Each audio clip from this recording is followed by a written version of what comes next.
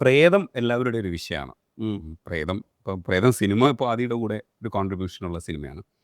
ഈ സത്യത്തിൽ ഈ പ്രേതത്തെ പിടിക്കാൻ പോകുന്ന കുറേ പരിപാടികളുണ്ട്.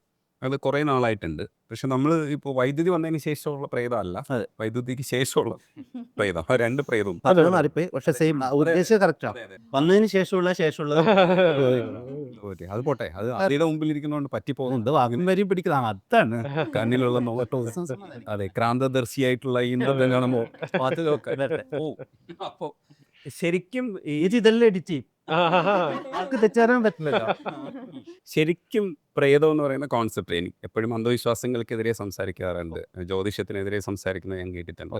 മെന്റലിസം തന്നെ പ്രാക്ടീസ് ചെയ്യുന്ന സമയത്ത് അതിനൊരു അൺനാച്ചുറൽ ആയിട്ട് അവതരിപ്പിക്കുന്നവരോട് പലപ്പോഴും വിരോധം ഉണ്ട്. അത് സൂപ്പർസ്റ്റീഷ്യസ് ആണെന്ന് ക്ലെയിം ചെയ്തിട്ട് ചെയ്യുമ്പോൾ അതിൽ വലിയ തെറ്റിദ്ധാരണ വരുത്തുന്നുണ്ടല്ലോ. അപ്പൊ എന്നാ നമ്മളത് പറയണ്ടേ? അപ്പൊ ഈ പ്രേതം എന്ന് പറയുന്ന കോൺസെപ്റ്റ് സത്യത്തിൽ ഇപ്പോഴും പല രാജ്യങ്ങളിലും പല രീതിയിലാണ് വിൽക്കുന്നത്. അപ്പോൾ ആദ്യം പലപ്പോഴും പല രാജ്യങ്ങൾ നമ്മുടെ ഈ രാജ്യത്ത് പ്രേതം ഉണ്ടോ?